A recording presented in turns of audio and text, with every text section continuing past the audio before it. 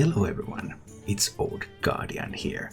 The Hearthstone Forged in the Barrens miniset Wailing Caverns is here and the meta has changed. In this video I'm going to take a look at the top 8 best decks in early Wailing Caverns meta. So obviously at this point meta is still going to change for the next week or two at least. And we're already seeing some archetypes that were really dominant on the first day starting to fall down a little bit. But overall, I would expect all of these archetypes to remain viable during the Wailing Caverns meta, even if their exact position may change and the deck lists themselves are still going to be fine-tuned. And coming in at number 8, the first time in a while that I can actually recommend Priest for climbing. Priest is actually pretty strong now. Priest got a couple of new cards. There's Mutanus the Devourer, which gives Priest a fighting chance against combo decks. It still doesn't make Priest great against combo decks, but hey, any chance is better than no chance whatsoever. And there's Against All Odds a full board clear, and some Priest decks are already trying to think of ways to incorporate this into their lists, such as this example list here. 2 copies of Wave of Apathy, Against All Odds, Wave of Apathy, all odds, that's full board clear, and then also 2 copies of Cabal Acolyte, so some of that stealing synergy is back. And of course, most Priest decks lately have been using the Zoth, giving Priest some actual proactive win conditions, and Southsea Scoundrels, which are really good at picking up some specific cards. And Priest also still wants to retain that random nature of the class, and Zetek Veilweaver is just too good to ignore. So while Priest has numerous weaknesses, it also has some strengths, and it's looking like one of the classes that will get better over time. Coming in at number 7 is Aggro Shaman. I recently wrote about Shaman for Hearthstone top decks, and I wrote in the article that Shaman is one good 1-drop in order to become a good class, and well, Wailing Vapor, Shaman got their 1-drop, and they even got more because they also got Primal Dungeoneer at 3 mana, so they also got some card draw. Shaman was the big winner of the mini set. All 3 Shaman cards are excellent cards, and then Selfless Sidekick, Tutoring, and equipping your Doomhammer. Just some phenomenal things. Selfless Sidekick's also being used in Evolve Shaman decks, Tutoring for that Evolve weapon. The Evolve Shaman doesn't look quite as strong, it's more of a one-trick pony. And to an extent that also applies to Aggro Shaman. Aggro Shaman was doing really well on the first day, even on the second day, but it's already starting to fall down a little bit. People are starting to get used to, okay, what Aggro Shaman is capable of nowadays, what sort of damage is coming, and they're able to play around it to an extent. But fear not, Aggro Shaman is not the best Shaman archetype. Shaman actually has 2 good archetypes at the moment. But if you just want to go pure aggro, Aggro Shaman, perfectly fine alternative. Coming in at number 6 is Token Druid. There's not much to be said about Token Druid. I mean, the best deck, when you look at statistics, okay, what is the best Token Druid deck? And then you see 40 decks that differ by 1 card or 2 cards, and okay, like, which one of these is now the best? It's a pretty difficult question. Right now, this looks like the best list. 1 copy of Guidance, 1 copy of Bride's Fury, 2 copies of Soul of the Forest. But 1 copy of Soul First might be fine. There's plenty of decks with 2 copies of Bride's Fury that are doing fine. There are plenty of decks without Guidance that are doing fine, so it's all just a little bit of fine-tuning. Overall, Token Druid has enjoyed the mini set, not because of new cards, because it didn't get any, but because it finds it easier to get and retain a board and then just pew and kill people. Coming in at number 5 is Miracle Rogue. Miracle Rogue also didn't get anything new in the mini set, but it doesn't bother Miracle Rogue in the slightest.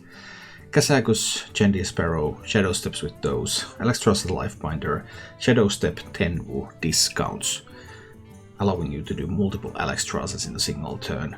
Miracle Rogue has a bunch of pretty strong win conditions, and if you allow Miracle Rogue to get the foothold on that board, they're just going to use that board and kill you. Number 4 right now is Rush Warrior. And Rush Warrior is a class that I think is going to see a lot of fine-tuning. I think there will be many improvements to this list.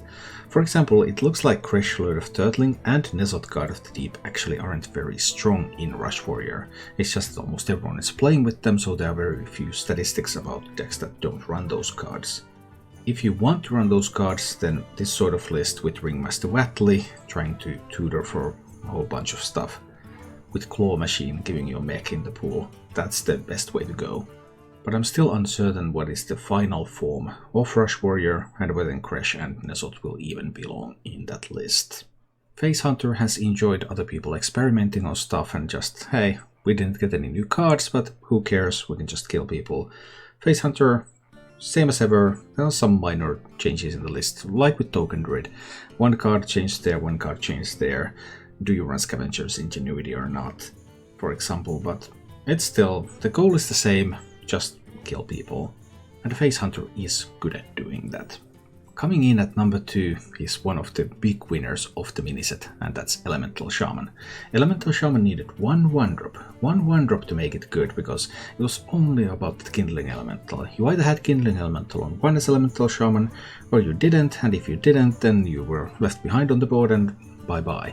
But now, Wailing Vapor, there's more 1-drops available, you're more reliable on getting to the board, and that just makes all the difference.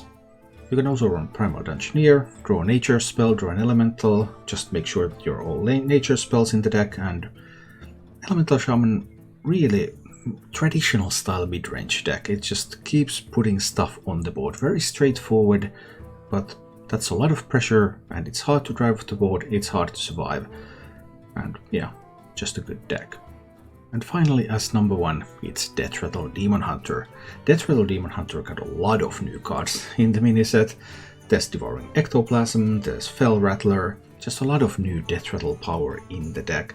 And Deathrattle Demon Hunter lists are also in the process of being fine-tuned.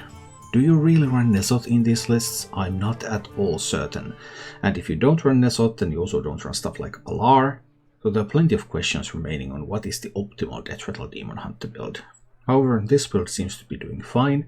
Overall, the decks that are doing fine for Deathrattle Demon Hunter right now are the ones that are able to defend somehow against Face Hunters. This deck does it with the Death's Head Cultist. Death's Head Cultist is mandatory in Deathrattle Demon Hunter in all variants right now.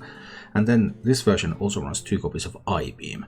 That's a little bit of more defense, a little bit of lifesteal. Just a little bit of ways to contest that Face Hunter matchup that has been the bane of Deathrattle Demon Hunter decks overall. As you could see, no Paladin decks made it to the top 8. Yeah, that's a big change. Paladin was nerfed again when the miniset came out. Paladin didn't get much in the miniset, so Paladin just became weaker.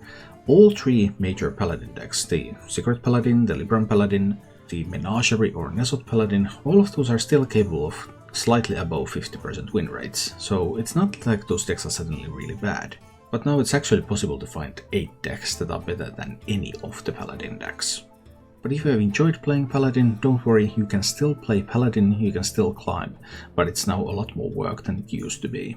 I expect the meta to keep evolving for the next week or 2 at least, and I'll be back with some updates as new archetypes are uncovered and the current ones are fine-tuned.